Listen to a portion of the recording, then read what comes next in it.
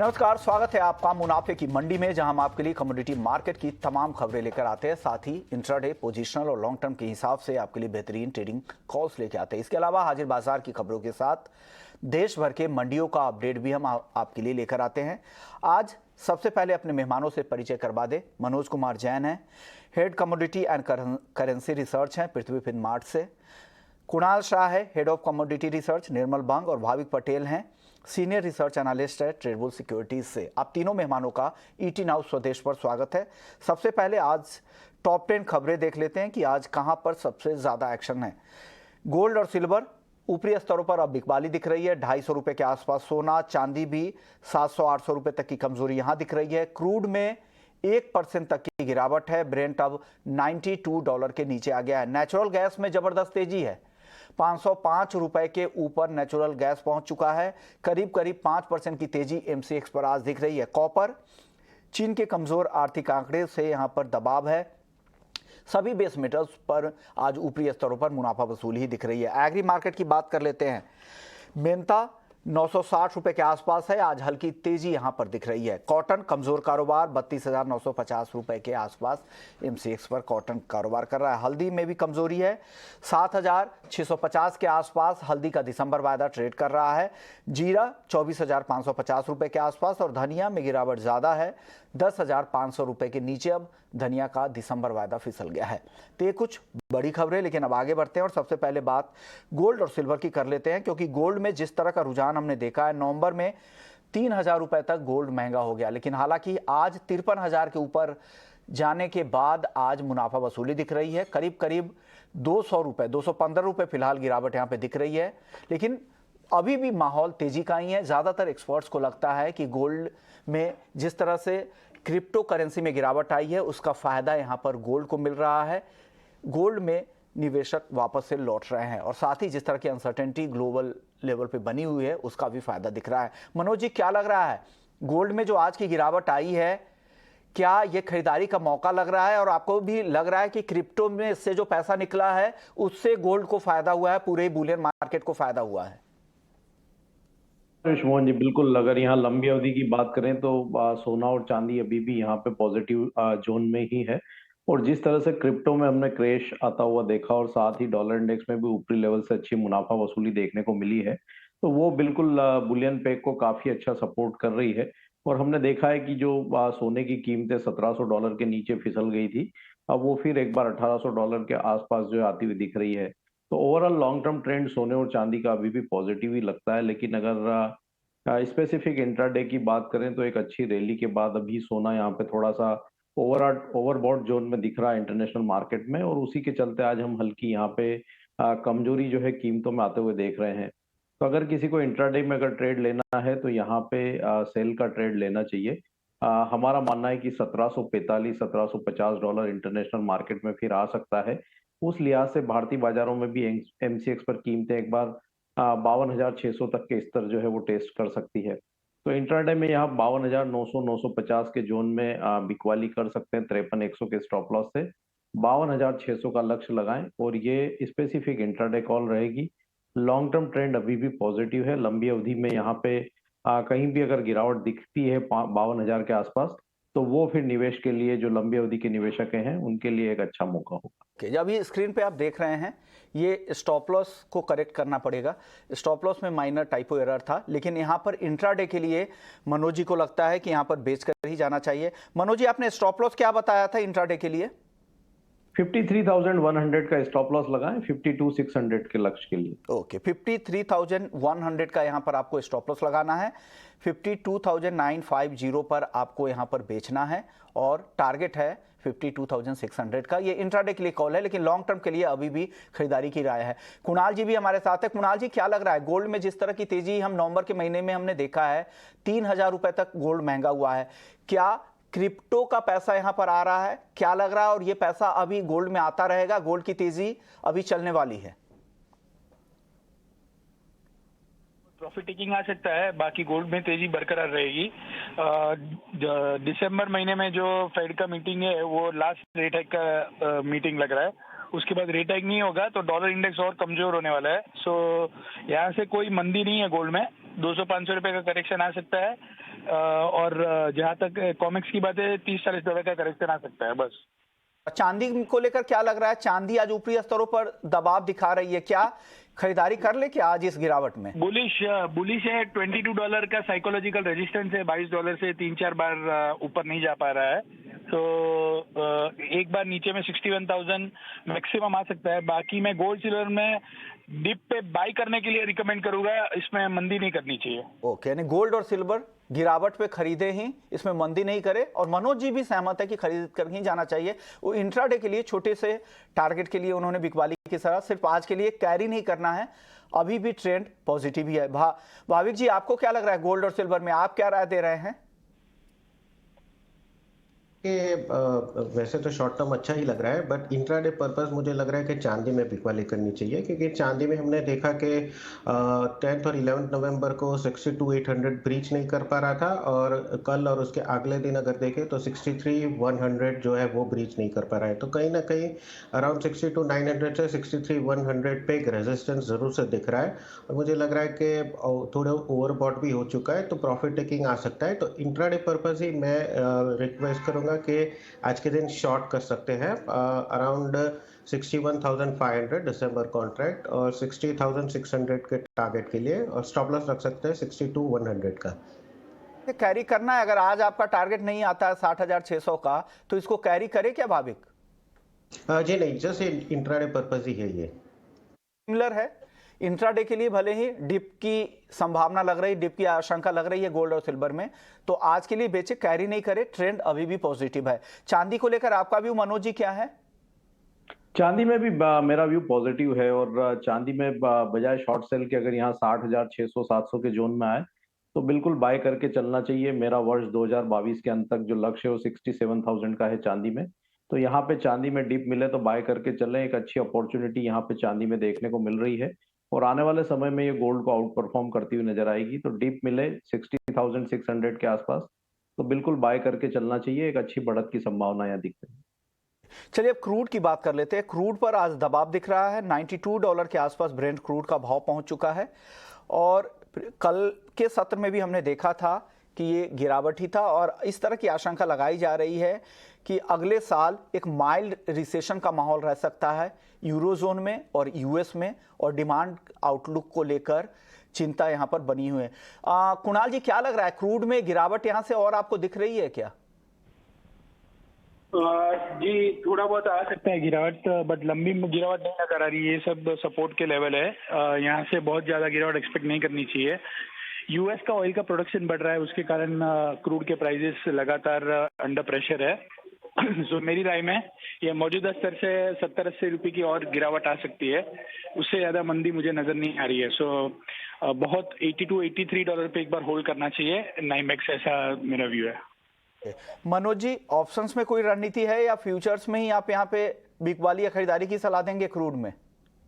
Crude में मेरा मानना है कि $84 यहाँ पे इंट्राडे में एक मजबूत सपोर्ट रहेगा, और वो होल्ड होना चाहिए। अभी 84, 50, 60 के आसपास नाइमेक्स क्रूड ट्रेड कर रहा है। भारतीय बाजारों में भी 6,850 एक अच्छा सपोर्ट जोन जो है देखने को मिल रहा है। तो इंट्राडे में अगर 6,840 के स्तर मिले तो वहां पे बाय करना चाहिए। 6,770 के स्टॉप लॉस से 6,980 के लक्ष्य के लिए बड़ी गिरावट की संभावना यहाँ पे कच्चे तेल में नहीं लगती। भाविक, आपका व्यू क्या है कच्चे तेल को लेकर?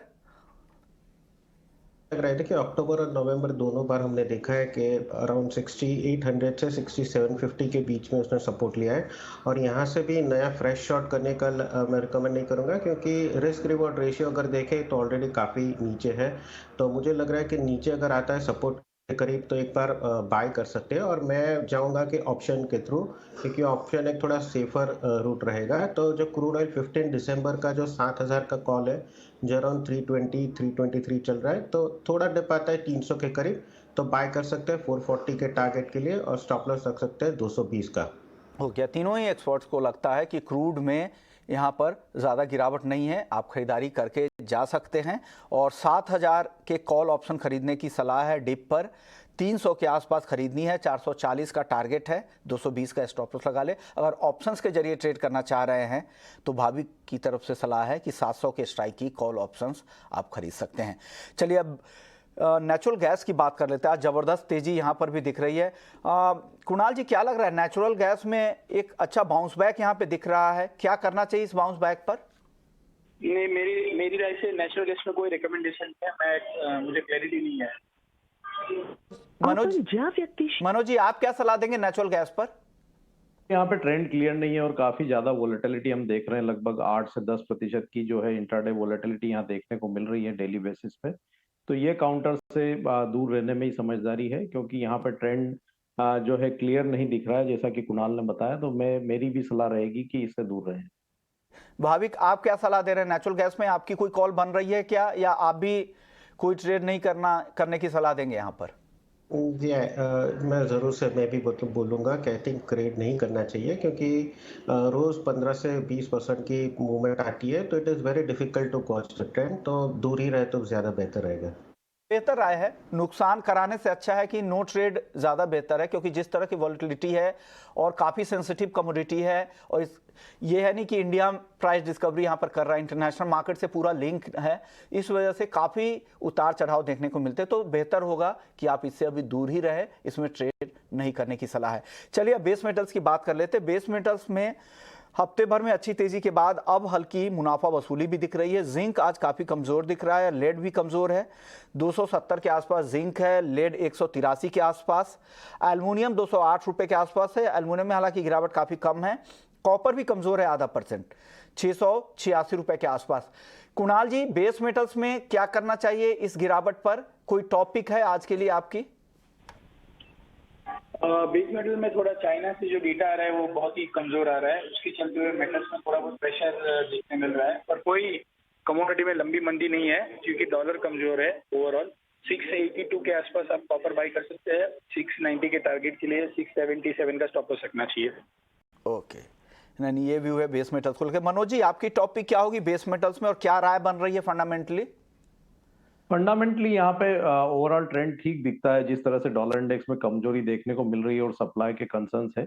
लेकिन हम देख रहे हैं कि जो मंडे को जो चाइना के डेटा आए थे वो सपोर्टिव नहीं थे मार्केट के लिए, और चाइना में अभी भी जो कोविड के केसेस है वो लगातार बढ़ रहे हैं, तो उसके चलते थोड़ा सा डिमांड को लेकर के कंसर्न्स है। एक अच्छी रैली के बाद करेक्शंस देखने को मिल रहे हैं। स्पेसिफिक अगर इंट्राडे की बात करूं तो जिंक में 271.50 पे जो है बिकवाली कर सकते हैं 273 के स्टॉप लॉस से, और लक्ष्य रहेगा यहाँ पे 268 का, और ये बिल्कुल इंट्राडे के लिए ही कॉल रहेगी, कैरी करके नहीं जाना। कैरी नहीं करना है, जिंक बेचना है 271 रुपए 50 पैसे पर, 268 रुपए के टारगेट के लिए 273 का स्टॉप लगा ले। आज के लिए सिर्फ इंट्राडे के लिए ये कॉल है, बेचने की सलाह है।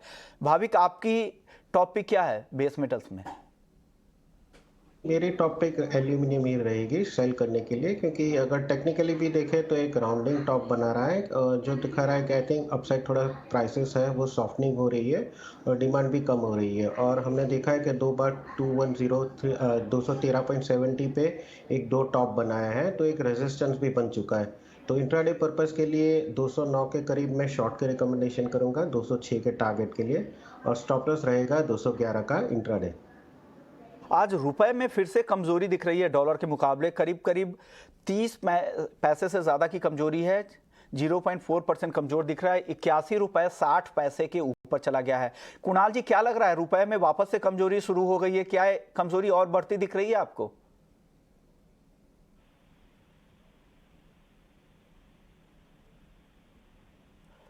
शायद कुणाल जी की लाइन में कोई दिक्कत है। मनोज जी, आपसे मेरा यही सवाल होगा, रुपए की जो कमजोरी है 81 रुपए 60 पैसे, यहां से कितनी गिरावट और दिख रही है आपको, और क्या सलाह दे रहे हैं?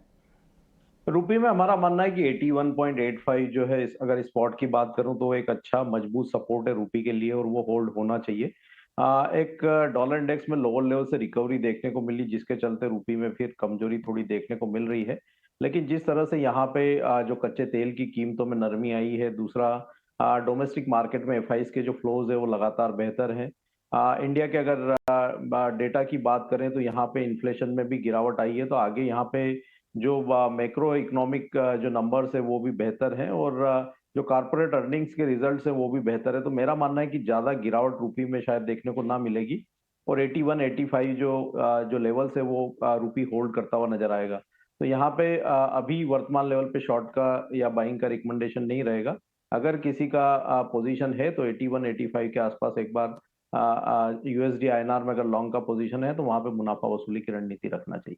ओके भाविक जी, आप क्या व्यू दे रहे हैं इस पे करेंसी मार्केट पर? मुझे लग रहा है कि फ्यूचर में आई थिंक 81.95 तक आ सकता है, क्योंकि लास्ट 4 दिन से अगर हम देखें तो एक हायर टॉप हायर बॉटम ही फॉर्मेशन बन रहा है। और जब भी close, even though close strong होता है, पर दूसरे दिन अगर देखें तो वीकनेस ही चल रही है। तो आई थिंक बाय डिप्स की रणनीति रखनी चाहिए। अगर इंट्राडे पर्पस भी है तो 81.45 के स्टॉप लॉस से लॉन्ग के रिकमेंडेशन करूंगा, और टारगेट रहेगा 81.90 का फ्यूचर में। ओके, चलिए अब करेंसी मार्केट के बाद अब बात कर लेते हैं नॉन एग्री मार्केट की। ग्वार की चाल देख लेते हैं। लगातार तेजी के बाद महीने भर की अगर बात करें तो ग्वारगम में करीब करीब 30% और ग्वार सीड में करीब करीब 20% तक की तेजी आ चुकी है और डिमांड ड्रिवन ये तेजी है। हालांकि उत्पादन को लेकर अभी भी दुविधा की स्थिति है। जिस तरह के उत्पादन लग रहा था कि बेहतर उत्पादन होगा, लेकिन वो जो उनका पुराना अनुमान है हो सकता है कि ये 75 से 85 बोरी के आसपास ही ये उत्पादन रहे। मनोज जी, क्या लग रहा है ये ग्वार की जो जिस तरह की तेजी दिख रही है 12,000 के आसपास, करीब करीब 1,000 एक साल के ऊपरी स्तरों के आसपास ग्वारगम चला गया है, ग्वार सीड भी 5,700 के आसपास, इन स्तरों पर क्या सलाह दे रहे हैं? ग्राउंड की क्या स्थिति है ग्वार को लेकर? बिल्कुल, जैसा कि आपने बताया कि डिमांड यहाँ पे लोअर लेवल्स पर काफी बेहतर होती हुई नजर आई थी। जिस तरह से जो रुपये में कमजोरी आई थी और कीमतों में भी गिरावट थी, तो यहाँ पे एक्सपोर्ट की डिमांड जो है गम की वो बेहतर होती हुई नजर आई थी और उसी के इनलाइन हमने एक अच्छी तेजी ग्वार सीड और ग्वार गम में बनते हुए देखी है। लगभग 25 से 30% की जो तेजी है पिछले एक महीने में दोनों कमोडिटी में आ चुकी है। तो अब वर्तमान लेवल पे थोड़ा यहाँ पे अवॉइड करना चाहिए बाइंग को। इवन लॉन्ग का पोजीशन हो तो थोड़ा मुनाफा वसूली करना चाहिए और फ्रेश बाइंग के लिए थोड़ा करेक्शन का वेट करें। मेरा मानना है कि ग्वारगम में अगर कीमतें फिर एक बार 10,700-800 के रेंज में आए, वर्तमान लेवल से लगभग 1,000 रुपए का डिप मिले, तो फिर वो लेवल पे बाय करना चाहिए। वहीं अगर ग्वार सीड की बात करें तो दिसंबर वायदा यहाँ पे 5,450 से 5,500 के रेंजेस में मिले तो वहां बाइंग करना चाहिए। तो थोड़ा डिप का वेट करें। वर्तमान लेवल पे फ्रेश बाइंग जो है वो ग्वार सीड और ग्वारगम में अवॉइड करना चाहिए। हाँ जी, आप क्या सलाह दे रहे हैं ग्वार को लेकर? जो हिसाब से यूएस में ऑयल का प्रोडक्शन बढ़ रहा है, गुआर सीड में बाइंग ही करना चाहिए। गुआर सीड और गम दोनों में तेजी होगा। और मेरी राय में अभी भी यूएस का प्रोडक्शन 90,000 बैरल से बढ़ा है। वो धीरे धीरे मुझे लग रहा है 1.5 लाख 1.5 मिलियन बैरल से बढ़ जाएगा। ठीक, डिमांड तो है ही और एक्सपोर्ट डिमांड का भी फायदा मिलेगा। कुछ कहना चाह रहे हैं आप कुणाल जी? एक्सपोर्ट डिमांड बहुत ही बढ़िया रहने वाली है गुआर गम और सीड की। ओके, तो इसके कारण तेजी का ही ध्यान है ओवरऑल। ओके, यानी डिमांड ड्रिवन ये तेजी रहेगी और ये तेजी बनी रह सकती है। आपका व्यू ग्वार सीड और ग्वारगम पर ट्रेडिंग व्यू क्या है भाविक जी?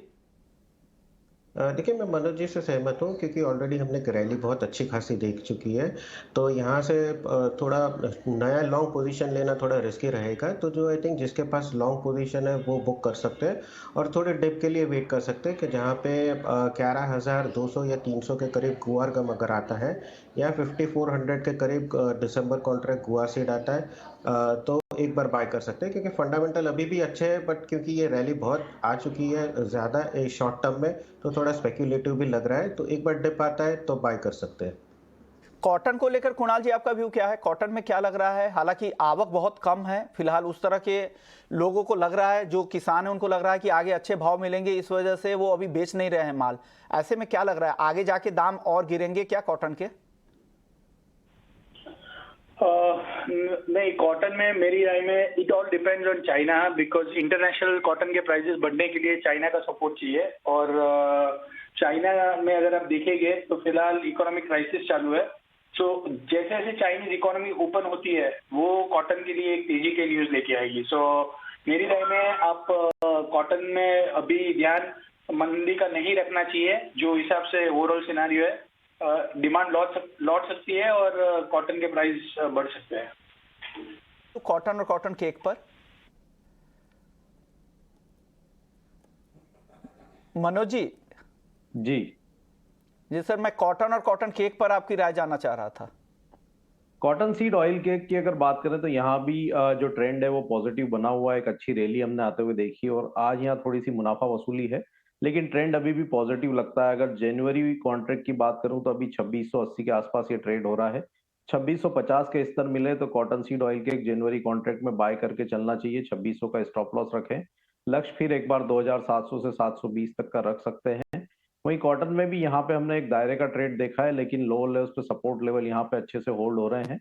तो एमसीएक्स नवंबर कॉटन कॉन्ट्रैक्ट की बात करें, अगर 32,500 के स्तर मिलते हैं तो वहां भी बाय करना चाहिए 32,100 के स्टॉप लॉस से। लक्ष्य ऊपर में 33,100 से 33,300 के रख सकते हैं। को लेकर आपका व्यू क्या है मनोज जी?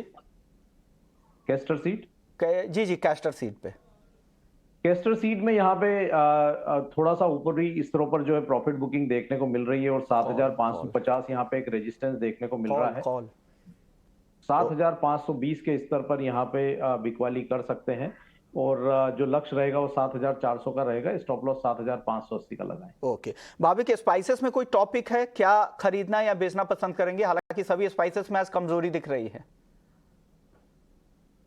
इसमें मुनाफा वसूली देखने को लेग रही है और मुझे लग रहा है कि जीरा जो दिसंबर कॉन्ट्रैक्ट है वो एक बार बिक सकते हैं, तो 24,600 के करीब आता है तो शॉर्ट कर सकते हैं 24,800 के स्टॉप लॉस से, और टारगेट रख सकते हैं 24,300 से 24,000 का। प्रिया भाभी का आपका, कुणाल जी आपका और मनोज जी आपका, आप लोगों ने वक्त निकाला और पूरा मार्केट का आउटलुक समझाया। चलिए मुनाफे की मंडी को यहीं समेटते हैं, लेकिन जाते जाते आपको बता दें कि बीएसई और आईपीएफ के सहयोग से टाइम्स ग्रुप एक इन्वेस्टर कैंप का आयोजन करने जा रहा है। बीएसई के कन्वेंशन हॉल में 19 नवंबर शनिवार को सुबह 11 बजे से 1 बजे तक होने वाले इस इन्वेस्टर कैंप में देश के दिग्गज मार्केट एक्सपर्ट्स और फंड मैनेजर्स शामिल होंगे। कोटक महिंद्रा एएमसी के MD Nilesh Shah, Sundaram mutual fund के एमडी और CEO Sunil Subramaniam, Sapient wealth advisors के चेयरमैन ध्रुव मेहता और एलिमेंट्स प्लेटफॉर्म्स के चेयरमैन अजय बग्गा इस कैंप में निवेश को लेकर अपने अनुभव साझा करेंगे और बाजार में मौकों का फायदा उठाने के लिए आपको स्ट्रैटेजी बताएंगे। इस खास इन्वेस्टर कैंप में हिस्सा लेने के लिए आप 9717211060 पर फोन करें या फिर एसएमएस के जरिए भी रजिस्ट्रेशन करा सकते हैं।